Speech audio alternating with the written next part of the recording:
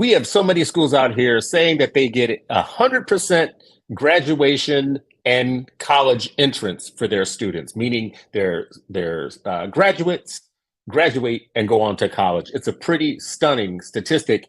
We're going to talk about one school in specific tonight, a Success Academy, because I defend them often, and oftentimes their haters come for me. So tonight we are going to talk about it.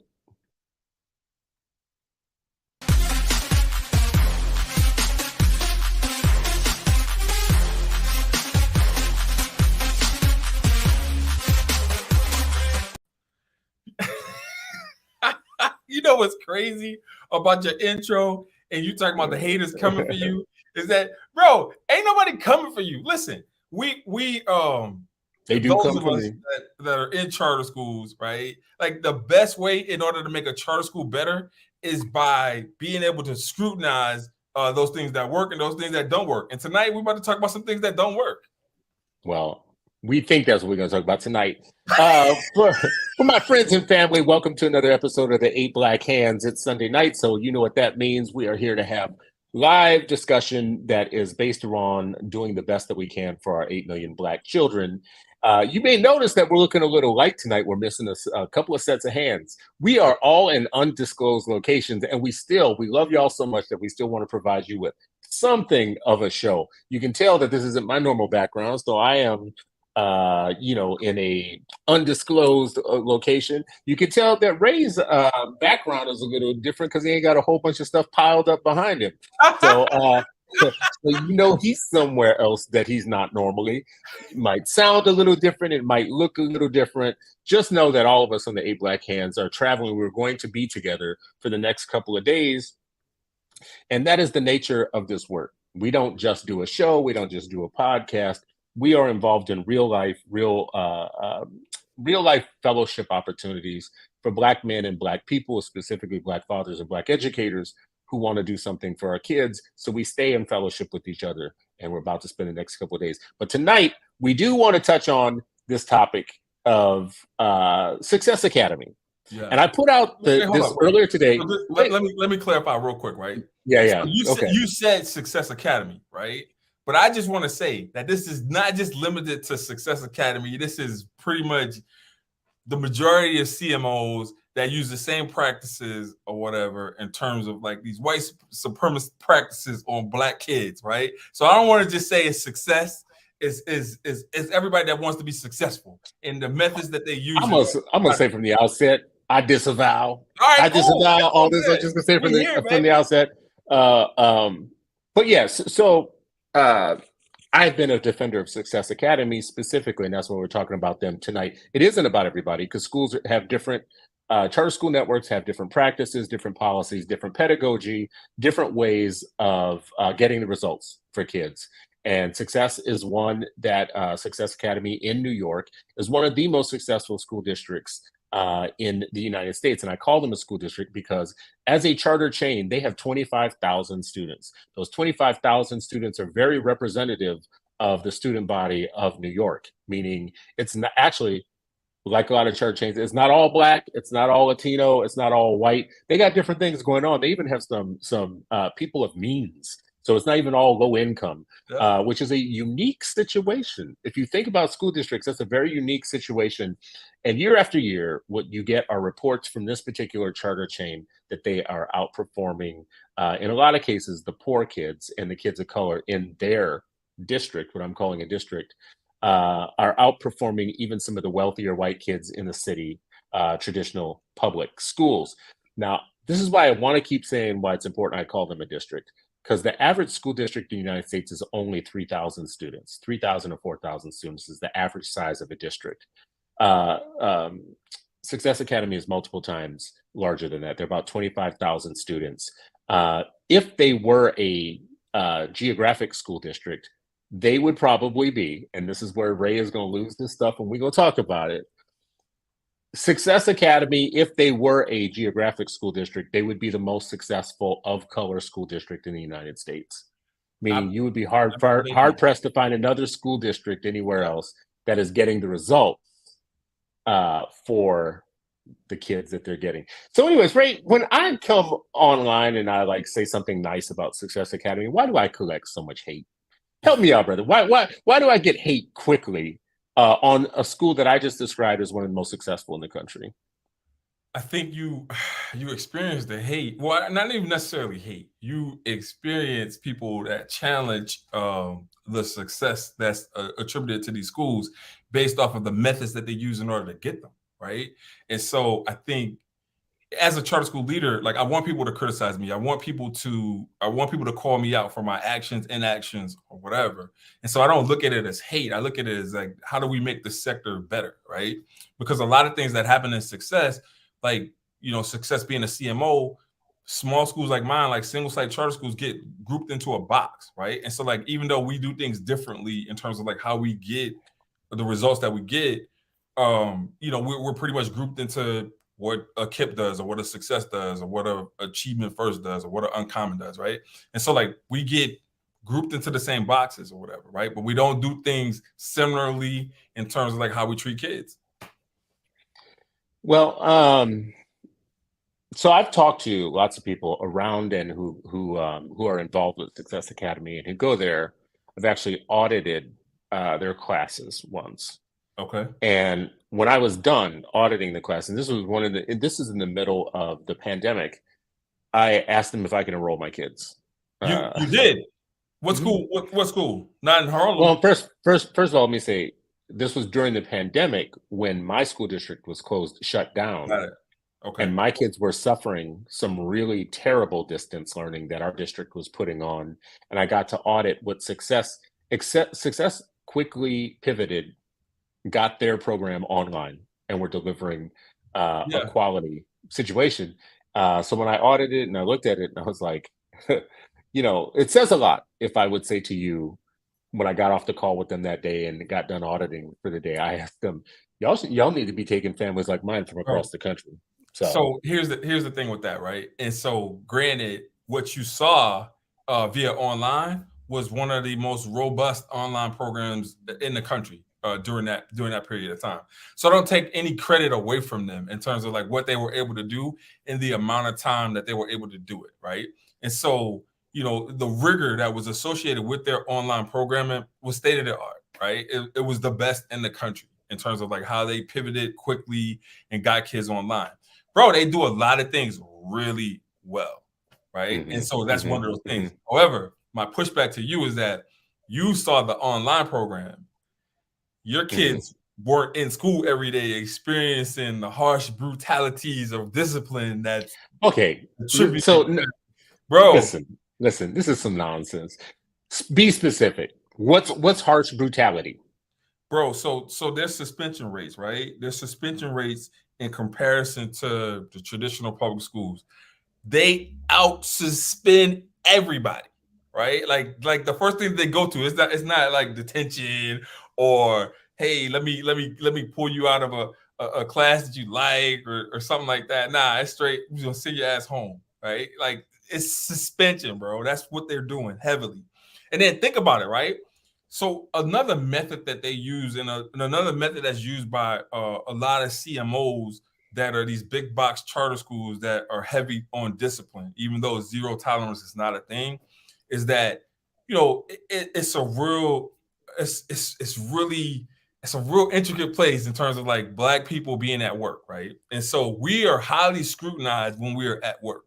And so getting a certain number of phone calls while you're at work, even if it's related to your child, then people start looking at you funny.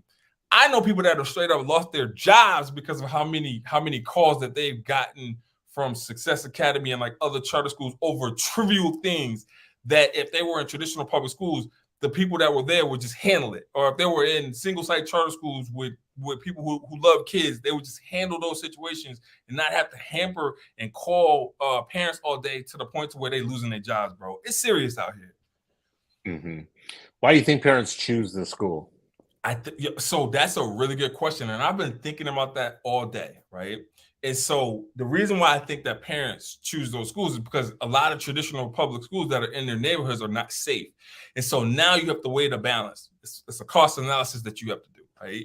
You have to weigh is my kid going to get physically accosted in this traditional public school, or am I going to just have to go ahead and pay this copay for this therapy that they're going to have to go through from going to Success or to a school like that, right? So it's like it's a cost analysis that you have to do in terms of like, you know. Wait a second. Bro, I'm telling you, I'm serious. This is the dumbest thing I've ever heard, right? Like, listen, it's all right. Listen. No, this is the part that I'm going to say is dumb. This is the part that I'm going to say is dumb. Like, Congress is full of people that went to Catholic schools, right? Yep. Some are old enough to go to Catholic schools that whoop their behinds. Okay. I'm not advocating this. I'm not saying this is a good thing. I'm not saying this at all. I'm just saying that there are like Fortune 500 companies and business leadership full of people that went through parochial schools that were some of the strictest, toughest situations. And in a way, it feels like what you are describing is a publicly funded version of what those people got. Strict school environments where people are made to stay on task and made to learn, and there's order, and people aren't getting, like some of the stuff that I hear that goes down in the New York public schools, and I don't know the New York context well enough. Yeah. But there's some really out of control schools in New York. Are. Out of control in ways in which when you look up the news reports, you're like, damn, that happened to a 13-year-old in a school? Like, that's the frame of thinking. I can see why a parent would want a super orderly environment that was not going to take any nonsense, any throwing of desks, zero tolerance, bro. Throwing of desks. So here's how all of that. That your argument right now is crazy, right? It's because you stand on the top of mountains talking about you want free kids, right? And you are raising free kids, and that you want your kids to be able to think and be, right? You can't do that at Success. You can't be a free kid at Success. You have to march in lines. You have to do what these people tell you to do. Any kind of thing that you do to rock that system or to be yourself or be who they do not want you to be, bro, you're getting suspended or something is going to happen to you. I'm telling you what I know. And so, listen, I wouldn't be putting myself in harm's way, because a lot of times when people talk about Success Academy, they go missing, right? And so I'm in San Diego right now. I'm about to put my location out, but so y'all can find me. But listen, hey, people go missing from talking about Success Academy, man. I know people that have worked there, that have left, can't talk about it because they signed NDAs. Bro, it's real, man. And you know how they say how they did that whole documentary on surviving R. Kelly? Bro, it's the same thing. They're gonna do a documentary on surviving Success. I'm telling you, it's gonna happen. What I'm gonna tell you right now is that there are wealthy people in Success Academy. There are white people in Success. Yes, they do. No, yes, they do. Yes, they do. Because yes, they do. And they will tell you that they do. They will tell you straight up that even for them, it's not the type of school that it's not for the weak of heart. They are made to do some of the most nitpicky type of things like everybody else. And for some of them, it's their first blush of being treated like everybody else. Like, oh my God, I can't believe that my white kid got the demerit for a thing or something, like, whatever. And I think that's real interesting, Chris, that even the most spoiled parents have to, and as a matter of fact, I just want to say, we've always said this too in Reform World. If charter schools are so great, how come people don't put their own kids in them? I know a very wealthy person who has his kids in a Success Academy school, which to me is it's a very interesting thing. Like, Chris, when I found that out. Okay, so that's cool, right? I give you that. People of means put their kids into Success Academy, cool. But if you think that those majority white teachers are treating those white and Asian kids the same way they're treating those black kids, you're out of your damn mind. And here's why. They have an inherent bias. They have an inherent bias coming into teaching, right? And so they already are looking at black kids like they're inferior. And so if you have to hold accountable a white kid or an Asian kid, the conversation that you have with those kids that are not behaving is going to look totally different from the conversation that you're having with little black kids that are not respecting you. Little black kids that you're saying are being disrespectful because they're not following your white dominant norms of a classroom. I'm telling you, bro. Let me ask you this. I asked you this question before, though. parents want to go there. Yeah, bro. I would want my kid to. So listen, if again, are they bad parents? Are they bad parents? They're not bad parents at all. They want the best for their kids, and so from grades. Wait a second. The best for their kids? Listen to the argument here, though, right? Okay. So all right. From grades 3 to 8, right? If you're able to keep your seat and not be pushed out, by the time you get to the 8th grade, you are going to be a double 4, right? Like the academic rigor is so rigorous to the point to where you will be a double 4 by the time you get to 8th grade. Being a double 4 doesn't always transition into you getting into a selective high school, which is why they open the high school, right? And so what I want to see a charter school that's getting you double 4s in 8th grade, but then also you're getting into Brooklyn Tech, you're getting into Stuyvesant, you're getting into these selective high schools. That's what I want to see. I don't see that. Yeah. Well, I feel like this is what's hard for me about this. I feel like when you are successful and you do something where you're the market leader, you become the one to beat, and everybody has something to say about you. I do think that's it. And I think that honestly, like in the case of Success Academy, not every school is for everybody, right? There's schools that I support. There's schools that I support that I may not even want to go to or would not want my kids to go to. And there's schools that I would want them to go to or whatnot. That's not the way I look at this, though. Not every school is for everybody. Not everything is for everybody. Not every program is for everybody. One of the schools that I really support in Chicago is all male, all boys, right? People have a problem with that school, and they go after it all the time. And that's another school that you become a certain size, you do a certain thing really well, and then people start nitpicking and figuring it out. One of the biggest critics of Success Academy is Gary Rubenstein, who is a teacher. No, Ruby's my guy. He's nobody's guy on that. Ruby is my guy. Well, listen. He's a math teacher at Stuyvesant. Yes. Out of 1,000 applicants getting into that school, 7 were Black. You cannot talk to me about attrition in a charter school. He doesn't run admissions. I don't know what that has to do with anything. You can't be a person sitting up criticizing a school that takes all kids through the front door when you're excluding the majority of kids at your front door. You're saying you can't even apply, you can't even get in here. You want to talk about attrition? The cruelest, most gross attrition in the world is to have 7 people in a place like New York not get into one of their best high schools. I don't know how that makes sense to anybody, but he's the biggest critic of success. Yeah. And I see other people parodying. Here's the people that I hear go after Success Academy. Not the parents at Success Academy. That's not true. The parents that's not true. This is who I hear go after Success Academy. People who don't like charter schools, people who are devotees to the traditional public school system, but their schools aren't doing any better than anybody. And they shouldn't be talking. They shouldn't even be opening their mouth to talk about anybody's schools. People like Gary, who are sitting at some of the public schools that exclude almost everybody at the front door, but has so much to say about charters, not just Success. But they pick on Success because it's one that's touted as getting the most results. You notice they never go after the charter schools that don't have any results. That's not true. They never go. It's absolutely true. Those charter schools get closed down. If you're an underperforming charter school in New York State, your ass is getting shut down. Period.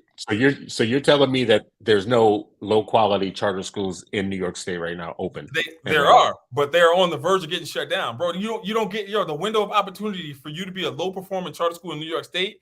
Out of all of the 50 states, bro, they will shut you down. Well, I'm just glad to know that there's a market in the United States. You heard it here, folks. First, New York ain't got nothing but high quality charter schools. That's not what I said. What I said was that if you're not a high performing charter school or you're not a high quality charter school, chances are you're either going to get there, you're doing the things to get there, or you're going to get shut down. That's what I said. Yeah. So see, I mean, like we're seeing it play out in our comments right now. Yeah. Dr. Julian Vasquez has research and data on this. Really? Why would a guy from California and Kentucky be studying a New York charter school so much? Why would they draw so much heat and Julian attention Vasquez, from shout out to him, the new provost at Western know, Michigan University, a friend to the show. Sir, in 2015. And someone who has never run a school that's posted any results for Black children. So in 2015, there was a lawsuit against Success that was settled by the New York State Department of Education, alleging school violation of IDEA, which is the Disabilities Act, right? In 2016, there was a lawsuit that was settled again for special education, for discrimination against students with disabilities. In 2018 is the kicker, right? Because those two were just state level. 2018, though, that was the U.S. Department of Education's Office of Civil Rights over claims of discrimination over disabilities, and that was settled. That's 3 lawsuits that I just named for you in 2015, 2016, and 2018, all public record of discrimination lawsuits that were settled against Success Academy. Talk to me about that, sir, since you touting for them. I mean, like, I don't know what I'm supposed to defend in that situation. There's nothing you can defend in that situation. Well, let's shut it down, okay? And then let's shut down every New York school that has any lawsuits against it. Not saying shut it down. But No. Let's not make this about Success Academy then. I pulled up some lawsuit that you had. Okay, so these other schools don't have a lawsuit. They have no lawsuits, right? I have lawsuits. Yeah. Oh, you have lawsuits. So let's give you some undue criticism because you have lawsuits at your school, and then the rest of these other schools. See, this is the part to me. Oh, they have attrition. Oh, but you work at Stuyvesant where you do attrition at the front end. You discriminate on the basis of test scores and race at the front end, so you only get 7 Black students out of the entire New York. I'm not done. Out of 1,000 students, you get 7 in the world's city, like New York, of all places, the biggest school district in the world. 1 million students. You got 7 Black ones that can get through the door. Don't talk to me about attrition at this charter school chain that you don't like, that you hate for political reasons, when you out here not letting in the majority of Black people into your best 3 schools. Come on, man. Stop it. It's 4 and it's Stuyvesant. But let me say this though, right? So I think that's fair criticism for test selection schools, right? And they were supposed to be doing things that were supposed to even the playing field. Never happened, right? Never happened. Never happened. I've been talking about this for like 5 years. Still never happened. They still criticizing over here though, but they still have not fixed this other thing over here. Yeah. But so it's crazy. What do you think is the fix for that? Because like that's not just as simple as, hey, let's just let you in. Because like academically, you need to be able to perform at those types of schools. Like I've been in those schools. I see what they do. It's like some Harry Potter shit that's going on in there. And so, but you have to be able to be on that level in order to be able to perform. And so if you're using test scores, what other things if you are criticizing these educational alternatives that parents are choosing, while you are lording over a system that can't get more than 7 Black people through your door of your selective schools, you need to shut up, go home, fix your system, and get more than 8 kids, more than 7 kids through that door before you start talking crazy about this other situation where parents are picking it for their kids. Okay, so right? Then the question becomes, right? Because man, this is like the Vikings criticizing the Packers, right? This is like the Vikings criticizing the Packers. It don't make no sense. No, let me make this point, right? And so, go ahead. In order for you to test into a specialized high school in New York City, right? That means that you had to have a kick-ass K-8 education, right? So, like the discrimination doesn't start when you get to 9th grade or when you get to 8th grade and you're taking those high school tests, right? Like the scrutiny needs to be on the whole system from K to 8, because by the time you get to 8th grade, you need to have an acquired set of knowledge in order to be able to perform on those tests. And so, I think you got to scrutinize the whole system. And so for me, if I'm choosing, right, because I can put the onus on myself in order to be able to make those types of choices, I would actually pick Success over a specialized, as crazy as that sounds, I would, only because the population at success is going to mimic more of a real world population than the population at a specialized high school. But there's a lot of things that I'm going to have to do. There's a lot of legwork that I have to do as a parent if I make the decision to choose success. And so if I make the decision to choose success, I now have to have enough money to pay a copay for therapy that's going to be associated with having my Black child in that space. I mean, if you need therapy because you went to a school that was strict and didn't tolerate nonsense, then I'm all for publicly funding your therapy. I'm all for funding your therapy. What's that? What's nonsense? Listen, I'll tell you what's nonsense. Okay. This is what I'll tell you what's nonsense. And this is why success probably has middle-class people going to their schools too. Don't do that. Right. No, I'm going to do it. Yeah. Because see, what people will do is they will lie in these discussions, and what I won't do is lie. Okay. I'm not trying to put my children in any school where everything is everything and there's no order and there's no discipline and people are doing all kinds of crazy nonsense, whatever that passes for okay in a lot of the schools right now. Mm-hmm. Now, what most people do is they don't say what I'm saying right now. What they do is they just move silently away from certain schools over time. And those schools become more segregated and more crowded with more of the nonsense because people silently move. I'm just being honest and upfront about it. What most of America does is they take whatever means that they have and they means themselves out of that situation and they get their kids into safe harbor. It happens. Now, it happens to entire cities. It happens to entire districts. It happens to schools. This is the reason why we have school closures, whatnot. People are not being honest about it. And there's begun people that are going to criticize me even for saying this right now. Oh, well, this is this and that and the other, whatever. Sure. You could bring that to me or whatnot. All of America disagrees with you. If you look at how people enroll their kids in schools, they're trying to get their kids into the safest schools where there's the least amount of nonsense going on. And and entire populations do it. Entire cities do it. Entire districts do it. And listen, I don't begrudge anybody for attending a school that I personally wouldn't want my kids in. Now, I'm not going to say like stuff like crazy nonsense, like, oh, you're going to need I don't think rules are white supremacy necessarily. I think white supremacy is white supremacy. And no one has made an argument to me about Success Academy that hasn't sounded heavy-handed, calling it white supremacy or whatnot. Because if that's the case, there's a lot of Black Catholic schools that are white supremacists, and I don't think that they actually 100%. Yes, I agree with that. No. But so all right, so to your point though, right? Bruh, St. Aug in New Orleans, St. Aug has graduated so many Black people that went on to do big and beautiful things out of New Orleans. St. Aug is like a revered, historic Catholic high school, and it has many just like it. We beat St. Aug. Bro, I understand. Stop it. You never beat him. You never beat him. Stop it. So here's my question to you, right? If you're in wherever you are, wherever you live, your kids are in a system that goes from K to 12, right? No moving around, no none of that. We're not even using the argument of moving around. We're not going to use the argument of, oh, they're in New York City, it's populous, it's whatever, right? We're not doing that. K to 12, your baby starts with 830 kids in kindergarten and then graduates with 120 students by the 12th grade. Bro, that's a problem.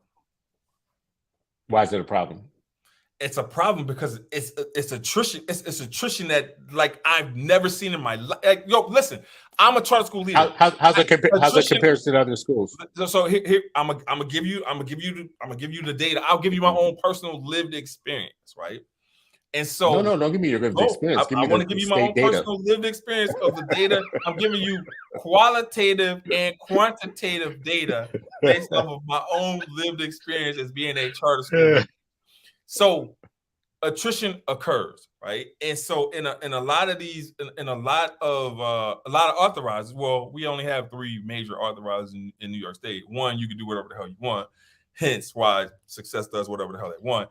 And then Board of Regents, my authorizer, in which I have to comply and I have to play by the rules, because if I don't play by the rules, they're going to shut my school down, right? And so one of the heavy questions that they ask you when they're doing site visits, when you're doing charter renewals, when they're doing yearly renewals, they ask you about student attrition and they ask you about staff attrition.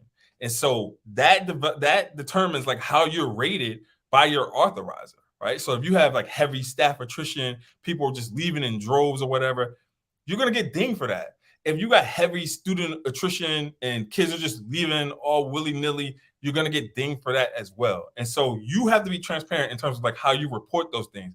I don't necessarily see the level of transparency that I feel comfortable with coming out of Success in terms of like how we're telling this story. And so what I mean by that is it shouldn't be folks on Twitter that are able to highlight this attrition. It should be Success coming out and saying, hey, we lost this many kids this year. We lost this many kids the next year. We lost this many kids. And so they're getting out in front of it if they do it that way. But when you come out at the 12th grade year and you're like, oh, we got 100% college acceptance, and here are the types of schools that are being, that we're touting as like, you know, our kids is being accepted to. Bro, you put yourself out for scrutiny. You put yourself out for criticism, because now you're talking about, oh, I got all these kids that are going to these Ivy League schools. Well, what about the 680 of them that are no longer there? Where the hell they at? Yeah. I mean, I actually don't have a lot to say about these points because I know where they come from. They don't come from me. No, they don't. No, they don't. They literally don't. I mean, I know you like to hate on schools sometimes, but these are actually talking points that have literally been devised specifically by anti-charter, anti-Success Academy people, right? They are not matching up. Listen, K-12 attrition, urban families staying in the same school from K-12 is not something that happens. No, it's not a thing. Because they're not leaving New York in droves like that. Not to the point to where they may be leaving. First of all, New York has lost a lot of students. First of all, New York has lost a lot of students. Yeah. Let's just start there. Well, actually, Success gained students during COVID, right? So all this attrition that we're talking about, they actually gained students during COVID. And then when no, I'm not going to stop. Let me finish. Let me complete my point. Because these are all talking points and I know where they come from. These are focus tested, anti-charter talking points, specifically going after some of the best, after the best charter schools that there are. They've been concocted on purpose, and it's to get the public constantly thinking about the negative about one school situation and to keep attention off of the main system. You're going to tell me that the normal, regular, straight district public schools in New York don't have any of these problems that we could make mountains out of and do entire shows of. Yes. Like we could do entire shows. Well, why aren't those being popularized as talking points? Why are those talking points somehow missing? Why are we not? We're talking about attrition. Well, fine. Don't talk to me about attrition in one school from K-12. First of all, like it's the dumbest thing. Like K-12, you lose a ton of students. To act like that's a revelation. To act like, oh my God, I can't believe we lost a ton of families between kindergarten and high school. I'm not gonna account for it, Chris. Bro, you run a much smaller situation than what I'm talking about right now. The entire they have 25,000 kids. They have multiple breaks in there. They don't go K-12. They actually have breaks between 4 and 5 and between 8 and 9. Those are times where you lose students, period. You lose that when you listen. I knew this in the Twin Cities. We had K-12 schools, not many of them, just a couple, right? There's a difference when people go to a K-12 school than when they go to elementary, middle, and then high school. When you have that breakup, you lose students as a natural kind of progression of cohorts, right? That happens. And in an urban city like New York, Chicago, Los Angeles, all of these places, people are very transient. They're moving all the time. So you can take a talking point like this and make it sound as sinister as you want to, when oftentimes what you are explaining is a very natural pattern of enrollment in an urban city. And until you start matching up against competing schools, you're not going to tell me, no one is going to sit here and tell me that your low-income schools in New York aren't highly transient. There's just no one who's going to tell me that. You know who are the most solid schools, the ones that don't lose as many? your selective enrollment, your rich people schools, your schools where they are zoned to rich neighborhoods and only the rich people can get in, low income schools, highly transient, lose families all the time from year to year to year to year, and especially in districts where they don't have like strong systems to keep you in the same school when you move out of range of that school. We do in Minnesota. I will say this. In Minnesota, we have a lot of like effort to keep homeless and highly mobile kids in their same school, even when they move or when they have to get from place to place, shelter to shelter, or move out of the district, whatnot. Not everybody has that though. Anyways, that's my strongest defense on this one point around attrition. I think it just doesn't do anything for me to say you start with 800 people in kindergarten and you graduate a bunch of people years later, but it's not the same ones. It's not the same students. So wait, congratulations. Congratulations. That's everybody. Stop you there, right? Okay. Because it's not because when you said before, you were like they actually the enrollment increased, right? One of the things that you have to know about success is that they don't backfill. And so what other schools do, so like if you're not meeting your enrollment targets, like, and you lose fourth graders, then you go out and you replenish the fourth graders that you lost with other fourth graders. They don't do that. The only grade that they pick students in, from my knowledge, and I could be wrong. If somebody from Success is here, please correct me for the record, and I'll be glad. I'll be glad to correct myself. But they only take kindergartners, Chris. And so for them to only take kindergartners and then go up, like, bro, you put yourself in a position to where like people can now follow that data, and they can follow and track that class of students in order to be able to scrutinize what you're doing or what you're not doing. And the last thing that I'll say about this for now is that, bro, I started pledging. The night I started pledging, it was a room full of jokers. But then when we crossed, there was only two of us. So to me, this is more so sounding like a pledge process to get to graduate from Success Academy, bro. I don't. I don't even want to know what to do with that. I don't even want to know what to do with that. Folks are mentioning in the comments that McKinney-Vento is, and they're spelling Vento wrong. It's VEEN. But they're claiming that the McKinney-Vento is the reason that like homeless and highly mobile kids are given transportation to stay at their same schools. And I will, just for a plug, say Vento was from here in Minnesota, and I appreciate that. I also appreciate there's a lot of kids that fall outside of McKinney-Vento and don't get transportation and are dislodged from their schools, especially in the metropolitan areas. Anyways, so what else do you think are the big talking points about success? Because listen, I'm going to keep supporting I'm gonna keep supporting a school that gets results for kids, and the families want it. Yeah. Like, because we talk a lot about families and families and families and communities and communities and communities. Here are the things that people don't talk about when they talk about Success Academy. When you see all this like wild and crazy, nonsensical kind of white supremacy nonsense and all that type of stuff, they don't talk about the number of electives that they have there. They don't talk about their chess team. They don't talk about their dance team. They don't talk about their field trips that they take that are all like damn near private school grade offerings for the kids. 100%. It's not like some goddamn gulag. This idea that I think, I'm not going to call out people of certain organizations that have all their pensions invested in the main system being the only system. But the picture they want to draw for you of Success Academy is a gulag. Angry, hostile, test prep meal, blah, blah, blah. I haven't talked to a single parent who actually has their kids in that school who is having that experience. What they're having is a different experience. They're having a suburban experience in some ways where they're overscheduled and they have to go to too many things, and they have to participate in too many things, and they have to answer too many text messages saying, are you on top of your job right now? Are you doing your thing for your kid?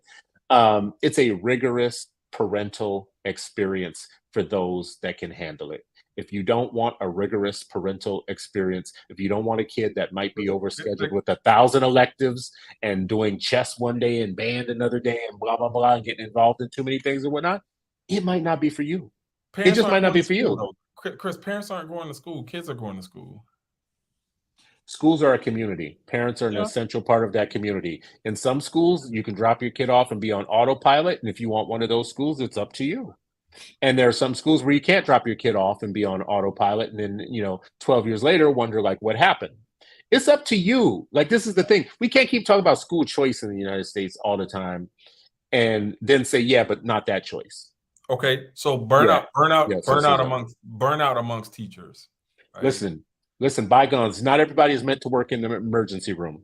Some doctors are meant to be like in private practice. Some doctors are meant to be like, listen, show me any city, go to the emergency room in any city and look at the doctors and ask them, are you prepared for 10 gunshots today?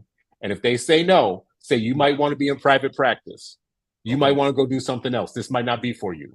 Here's what I will say about the burnout amongst teachers is that I have hired teachers that have come out of Success Academy that have worked under Success Academy, under the charter.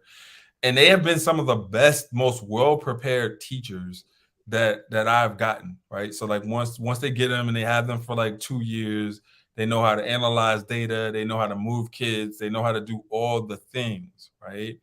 And so they aren't able to, like, it's one of those systems to where it's like it asks a lot from you. And so if you're a teacher and you're in Success, you're gonna work hard, right? You're gonna work harder than any teacher in the world. And I'm pretty sure that they compensate you for that, right? But I know many people that leave, they leave because they are burnt out and they come into other systems like mine to where, they flourish because they're not as burnt out. That's what I'll say. I mean, listen, I support that. Like, you say you support it? I support people not working where they can't do the work. Like, I support, like, listen, there's some stuff that's more rigorous than other places. There are some people that work within systems where it's okay to quit and keep coming every day. Right. And they make entire careers out of it in some places. Yeah. I mean, listen.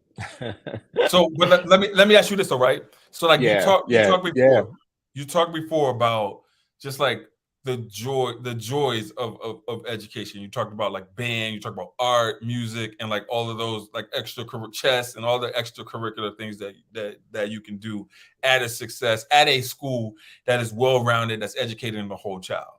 One of the major criticisms about Success is that it's real test prep heavy, right? And so meaning that the reason why they're able to score and perform the way that they are on some of these standardized tests is because it's all they do is just drill and kill. That's a healthy criticism. I've gone into schools, Chris. It'd be a healthy criticism if it were true. Okay, but I've gone into schools. The fact that it's not true does not make it a healthy criticism. It makes it a talking point of anti-charter people. No. Let me finish my point. So, like, I don't know. I haven't gone into Success to know that that's what they're doing, right? And so I'm not talking about them per se. But when I go into a charter school and 6 weeks before the test, there's no longer any kind of teaching that's happening. This is all, we're preparing you for the state test based off the fact that, charter schools are evaluated based off of how they perform on annual assessments, right? I get that. But that just takes the joy out of kids showing up every day if you're just test prepping them and test prepping them and test prepping them. Like, I feel like we got to get to the point where we're teaching above the test so that we don't have to worry about burning our kids out. And I think if Success is performing the way that they perform, they may have mastered that. And so it may be a school that I might need to get into to see what they're doing in terms of teaching above the test. So, like, this is not just like criticism, written talk that speech that we're having here, bro. Like, bro, there's a lot of things they do really well, that they do way better than me, and I can learn from them right? But there's some things that I'm just like, I don't know if I would put my kid through it. Which is valid, right? I mean, like I keep saying, not everything is for everybody. Like, I think the first time I got in trouble with defending Success Academy was 2016 or 17. right in there. They had this video that leaked. It was a really kind of nasty situation. A teacher completely lost it on a student. And there were people like telling me that if you defend this school after this, you're for white supremacy and you're white supremacists and whatnot. And I lost a couple of friends over that round of things because I was like, listen. You can say a lot of things and you can make this about a lot of things or whatever. I'm gonna make it about we just disagree. But this idea that if I don't agree with you, I'm down with white supremacy is nuts and nonsense. It's not that I want my kid to be in a high pressure school, and I don't know that I want to be the parent that is in a highly rigorous situation. So like L. Michelle Johnson says in our comments here, if you don't want a rigorous parental experience, but you want Ivy League education, go to a private school, an elite private school. And I think what she is saying here is you can go to elite private schools and there's not all this kind of like rigor of like behavior standards, of like order and everything, like getting text messages constantly as a parent telling you to be on top of your things or whatever. And what I will say to that is I love the way that people like to talk about private schools like they're all the same thing, and like there isn't these rigorous private schools out here that are trying to get senators out of their students and trying to get the next governors out of their students, where the kids are so ultra competitive that they're like contemplating suicide and shit. Stop it. Stop it with this Disneyland appearance. Yes, you have some of these crunchy Birkenstock private schools, elite private schools. There's nothing wrong with Birkenstock. I'm not gonna say there's anything wrong with it, but let's not fool ourselves and try and make it out that like this is not something that visits. Listen, rich people also have their kids on some really rigorous trajectories where they are being ultra competitive with each other. They are not putting up with a lot of nonsense. They put their kids in military schools if they have to. Like if you are messing up and you are doing bad in your private school or whatnot, they take you out and put you in even more rigorous schools because they want to raise governors and senators and masters of the universe and industry and all of that. Masters of the universe. Come on, man, stop it. Stop it with yourself. They've gotten labeled as having like disproportionate disciplinary measures when it comes down to how they discipline Black kids, and that's a criticism like writ large of all schools. Like you hear of horror stories of little Black girls that get disproportionately disciplined when you compare them to little white girls, right? And so, what's your defense for that? My defense for what, though? What's your defense for that, bro? Like it's happening. I'm telling you something that's happening in that school, right? And so now, since you are a donor because you have donated to success, you told me. I don't think I have. Yeah, you're a donor, and so since you're a donor to that school, bro, how maybe have. Yeah, you have. You haven't donated shit to my school, but you donated to. Maybe that's because I want schools that have some order and rigor to them, bro. Right? You can get order without making a kid feel less than. Bruh, Success Academy is sending Black children to chess championships, to band championships, to dance championships, to science championships. This for there are other schools that are doing that too. Why change the subject when I'm saying so we're gonna drink down all the negative anti-charter talking points that are created by people that are supporting schools where kids are getting raped in the hallways and shit. But we're gonna ignore all the good stuff that is coming out of this particular school that the parents are putting them because they have competitive children that they want to do competitive things. Not all of them, and not always like to their satisfaction or whatnot. But what I'm saying is, we have to be able to see a talking point when we see it and know where it comes from. Yeah. We have to see a smear campaign when we see it and know where it comes from. They're not just smearing Success Academy. Everything you're saying right now is not just the Success Academy smear. Right. It's a smear that has been focus group tested on charters overall. Mm-hmm. So for charter people to participate in the smearing of one of the most successful schools is actually literally playing right into the hands of those that will come for you next They will come for you next. They will find the parent that you pissed off because you didn't let her park in the parking lot or do something. They will find that parent, and that parent will become the face of a news article. That news article will become the thing you will be defending against for the next 10 years. And people will be asking you, well, how come you didn't get out in front of that? Get in front of what? I know this woman was going to get mad about this one thing. There was nothing to get out in front of. Bro, this is not just one thing, bro. Whenever you have students that have graduated from an institution, and again, this is not just about success. This is just in general in terms of how kids are being treated in schools. But when you start seeing Facebook groups and IG groups that are survivors of something, right? Then you know that they have experienced some sort of trauma that we can't minimize, or we can't minimize that. Here's what I can do, because you say we can't minimize this. What I can do is I can tell you that there were union operatives that organized all of those sites.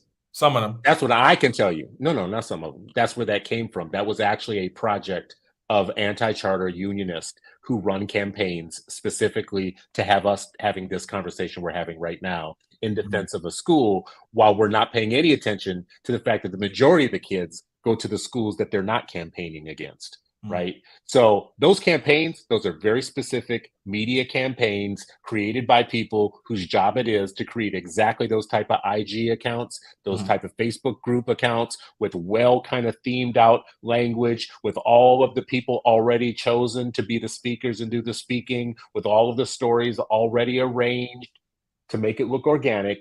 And it's not. Let's not play like we don't understand how media works. And how organizing and campaigns work. And let's not pretend like we don't understand education politics either. And who's pushing what narratives, right? Because that won't be treating our, listen, some of our audience is dumb, but not all of them, right? We have to be respectful to our audience. We do understand how education politics work. We do know where these things come from. We do know that there's a lot of money invested in creating exactly these talking points. And it's not against Success Academy. It's against any non-unionized schools that exist outside of the traditional system.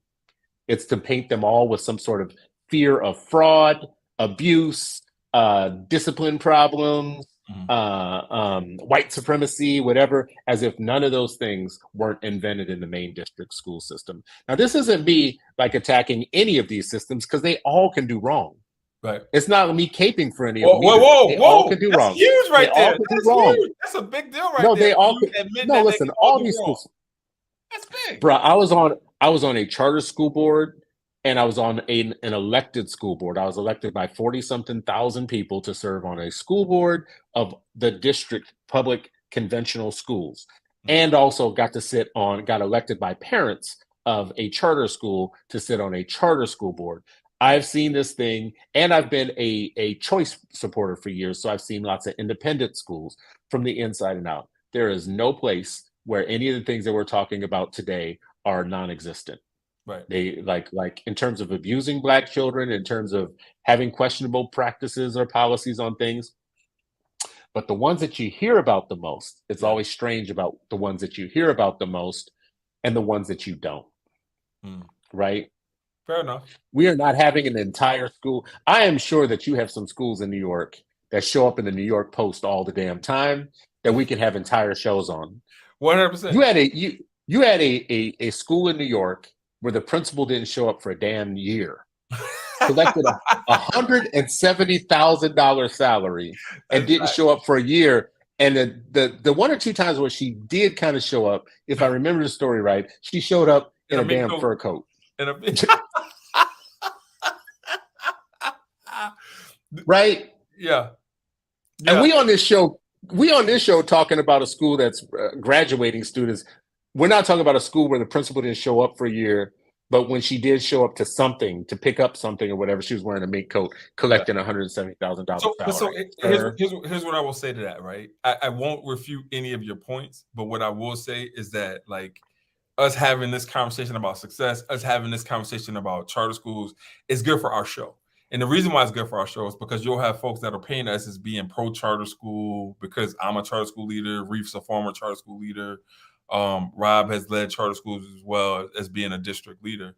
And so, for us to have a healthy dialogue about what's happening in Success Academy and other charter schools, I think it's really good for our show, because now you know that anybody can get it. Like, the gloves can come off for anybody. If you are not doing right by the 8 million kids, 8 million Black kids, then we'll come for you. It doesn't matter what kind of show you are. I mean, what kind of school you are. So I think this is helpful. Listen, Jamoke Hinton is in our sister Jamoke, friend of the show, is in our comment saying, y'all are pro-charter. Stop it. You pro-charter. I am. I would say that I am pro. Let me take that back, because I always have to make this distinction about charter schools, because I don't think there's any such thing as a charter school. I think there is such thing as a chartered school, meaning you get a charter to do something, but what people are doing with those charters are wildly different. They're like coming up with and I always use that. It's kind of the analogy of like the licensed driver. We all got licenses to drive, but what kind of drivers we are, it would be silly to call us licensed drivers, because we all do something very different, like with our privilege of being able to drive. I feel that's the same with charter schools. You can't talk about them as if they're one kind of school. They're just not. You visit enough charter schools and you start seeing that they have some wildly different things going on in what they do with their charter. So I'm for the ability for good people to get a charter to run a school that gets results with kids. I'm not a person who's going to just say all charters are good. They're not. Right. But I'm not going to say all private schools are good either. Like my school choice friends out, let's just give everybody a voucher and then it'll be great. Really? It will? Yeah. That's gonna fix our teaching problem, our learning problem, our curriculum, our scopes, our budgets. All that is going to be fixed by just giving everybody like a voucher. Really? Okay, well, you have a lot of faith in the private schools, right? And then for my district people, my people who are like, they love us spending all our time talking about how bad charters and privates are, because it keeps the heat off of us ever like having to talk about what they got going on in their own schools. And I'm telling you, as a person who has visited schools on a pretty regular basis since 2006, I am telling you, there is some good stuff happening, and then there is some stuff where kids shouldn't even be going in the building every day, right? And I mean, like, you will visit some places that are so depressing, and then some others that just like lift your spirits. Sometimes in the same district. Sometimes in the same district. It could be sometimes in the same building. I've heard this. I haven't seen that, but I've heard like the night and day. I've seen some division within a building, but I mean, like, there could be a couple of schools a couple of blocks from each other that have wildly different fortunes. In New York, so in New York, one of the things that they have is they have co-located locations, right? So like, you can have one building that's half traditional public school and then half charter school. And then I'll just speak to my own experience. When I worked at a charter school, I won't name the name of the charter school, we did co-locate with a traditional public school.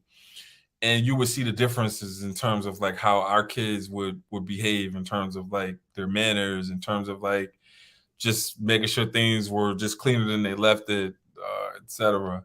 And then you would see similar kids that were from their neighborhoods that just didn't act in the same manner. And it was horrifying to see, because you could pretty much see like the trajectory of how those kids were going to perform in life based off of the behaviors that they were exhibiting. And so, real troublesome for those kids to be from the same neighborhood. Man. Well, I will say this. My kids go to traditional district schools, and I still have 3 in the pipeline. Still 3 going through these schools. We've been through a lot of teachers over the years, because we've done kindergarten multiple times. We've done first grade multiple times, whatever, with multiple kids. And now we have, 2 in middle and 1 in high school, traditional schools. And I've said things before like, well, listen, my kids aren't having the walk-in lines and stuff like that. I went and visited. But what if they did? What if baby girl had to walk in line? They did. They were walking in line. And she came home and she was like, I don't want to walk in this line no more. Listen, I actually went to visit for lunch because I visit the schools. Yeah. And in the elementary school that they had went to, they had some change where the kids were starting to have lunch at 10 a.m. because they had to do multiple lunch periods or something like that or whatnot. And sure enough, to make sure that everybody was getting on time and getting everything done, I saw them walking in the line, and the teacher saying, listen, she had some sort of ritualistic thing that she did with them to make sure everybody's paying attention and blah blah walking blah blah.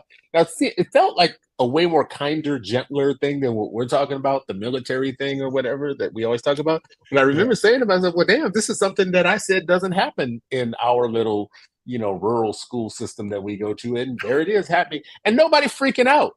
And that's the other thing. It's not a thing about color or whatever. You talk to some of these old white folks, especially in an area like where I live, they are used to having rules and having stuff not having chaos, whatever. They're used to having order. They're used to cutting their lawn. They're used to doing things, right? So anyways, now that we're at the end of the show, I feel like we got through what could have been a power keg of a show. And I just want to say at the end of this, there are some things that I will never defend. But having insight as a former school board member in a traditional district, I can list for you 1,000 things that you should come for before you come for schools that are actually succeeding with kids in some way that the parents are happy with. Because there are things going on in the school systems that are obviously equity breaches, where kids are being robbed of their future and they are being robbed of an opportunity to learn. There are some schools, I'll give you one very specific one. There's some high schools that the ceiling of their math homework and their math work period is much lower than another high school that's not far from them. So what you have are kids not even capable of taking math at a higher level, even when they qualify for it, because you don't even offer it in this high school, but you offer it in this other high school. So what do you think is the compounding thing that comes out of that year over year over year over year is you're losing a lot of Black minds along the way that were capable of doing that higher math. That's systemic racism in my mind. Your expectations are so low that you don't even offer it, meaning that you have kids, I know for sure, sitting in that school that qualify for it that aren't getting it because it's not even offered. Now, a couple of miles away, there's this other school where it's being offered a couple of levels up from that. And all of those kids are actually getting scholarships and going to college and, have other stuff going on. That's just one small thing that we could talk forever. We could talk all day long about the number of equity catastrophes in some district schools. So don't come for the schools that I'm looking for. Rose Hamway says educational genocide. Lord have mercy. She took it right to the hole. She got there really quick. Karen M says, I really appreciate those distinctions and analogies regarding charter and chartered schools. The who, for what, and how implemented. I think that is, for me, definitely the way that I look at charter schools. They got so much different stuff going on. L. Michelle Johnson says, if I had no alternative for quality, of course I would choose a Success Academy school, and I would conform as a parent. And you might not make it. You still might choose it, and you still might not make it. Don't do that. No, I'm just saying, listen, not everything is for everybody. It might not be for you. The OGs in the audience. He had a question earlier. Principal Kafele. He says, "Ray, was it due to charter versus public, or were there other factors such as quality of leadership?" OG, to answer your question, it was a quality of leadership, because it was such a bureaucratic way of running a school in terms of having to have area soup sign off, then the soup sign off, then the chancellor sign off, or whatever. So they weren't really allowed to do the things they needed to do as leaders. So yeah, I think it was a quality of leadership thing. Thanks for asking that question. And now Michelle Johnson says, I am a bad she hazes her son. Her son is the youngest of them all, and she makes him do all the yard work. Listen, that's not hazing. See, again, rigor. I just read something today I read something today about teen mental health, and I'm not going to, introduce an entire different topic and go off on it for the show, but it's just to say around the lack of rigor for our students, for our young people, is part of what is making them feel helpless in the world and not feel a lot of agency about controlling things. We think actually having expectations for behavior and rigor and whatnot somehow is doing damage to our kids when in actuality we're doing damage to them by doing the opposite. We're becoming very indulgent. Everything should just be for everything, and anything you don't like is white supremacy. Like, listen, I am willing to give out racism certificates everywhere I need to go. You a racist. You a racist. You a racist. I hand out racism tickets all over the place. I'm like your worst, like traffic cop, handing out racism tickets everywhere. But there's even some things I won't go racist. And order and rigor and expectations and behavior ain't one of them. I'm sorry. That's never. That's a perfect way to end. What are your final words, sir? That's a perfect way to end. What do you got to say? What's your final word on that? So my final word is that even the greatest of school systems, success being a really high caliber school system, no school system is beyond reproach. No school system is beyond scrutinism. And in order for you to be the best school that you can possibly be for Black kids and for all the kids that you service, is that you have to be open to those types of criticisms. And today was an example of that. It wasn't anything personal. Just, everybody gets their opportunity to be under the spotlight on the 8 Black Hands. No, it was your time. Well, listen, I will continue being a Success Academy supporter. If I am ever in real trouble, don't send me some shrinking violet. Send me Eva Moskowitz and tell her I need help fast, because that's what I want you to send for me. Somebody who don't take any from anybody and knows what the job is and will get the job done, understands the assignment. At the end of the day, this show is about the 8 million Black children who are walking into schools every day that will not be prepared to help them reach their highest potential. And at base, that is what we are always talking about, regardless of what the conversation is. Achievement, outcomes. Are our kids progressing? Are they closing the gap between them and not another group of people, but their potential? Are they getting to the place that God would have them be if the world wasn't so broken and unstructured and racist towards them? That's what this show is about. So you have been watching another episode of the 8 Black Hands, but you only had 4 of the hands today. And I think we held it down even without the rest of the brothers. We will see you all next week for another episode. By the way, send us some show suggestions, things you would like to see, any feedback that you have for the show. Like, support, subscribe, and send the